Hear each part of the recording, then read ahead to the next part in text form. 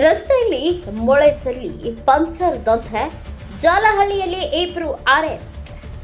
Puncture ಅಂಗಡಿಗೆ ವ್ಯಾಪಾರ ಹೆಚ್ಚಿಸಿಕೊಳ್ಳುವ ಉದ್ದೇಶದಿಂದ ರಸ್ತೆಯಲ್ಲಿ ಉದ್ದೇಶಪೂರ್ವಕವಾಗಿ ಮೊಳೆಗಳನ್ನು ಚೆಲ್ಲಿ ವಾಹನಗಳನ್ನು ಪಂಚರ್ ಮಾಡುತ್ತಿದ್ದ ಇಬ್ಬರು ಆರೋಪಿಗಳನ್ನು ಜಾಲಹಳ್ಳಿ ಠಾಣೆ ಪೊಲೀಸರು ಬಂಧಿಸಿದ್ದಾರೆ.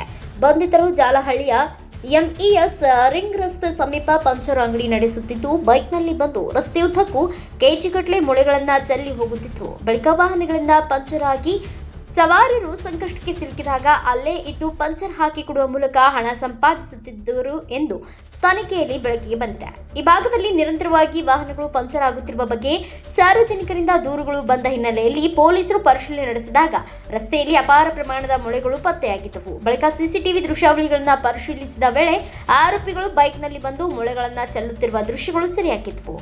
ಸಾಕ್ಷ್ಯಾಧಾರಗಳ ಆಧಾರದಲ್ಲಿ ಜಾಲಹಳ್ಳಿ ಠಾಣೆ ಪೊಲೀಸರು ಪ್ರಕರಣ ದಾಖಲಿಸಿ ಇಬ್ಬರನ್ನ ಬಂಧಿಸಿದ್ದಾರೆ. ಈ ಕೃತ್ಯದಲ್ಲಿ ಇನ್ನು ಯಾರಾದರೂ ಭಾಗಿಯಾಗಿದ್ದಾರೆಯೇ ಹಾಗೂ ನಗರದ ಇತರ ಪ್ರದೇಶಗಳಲ್ಲೂ ಇದೇ ರೀತಿ ಕೃತ್ಯ ನಡೆಸಿದ್ದಾರೆಯೇ ಎಂಬ ತನಿಖೆ ಮುಂದುವರೆದಿದೆ.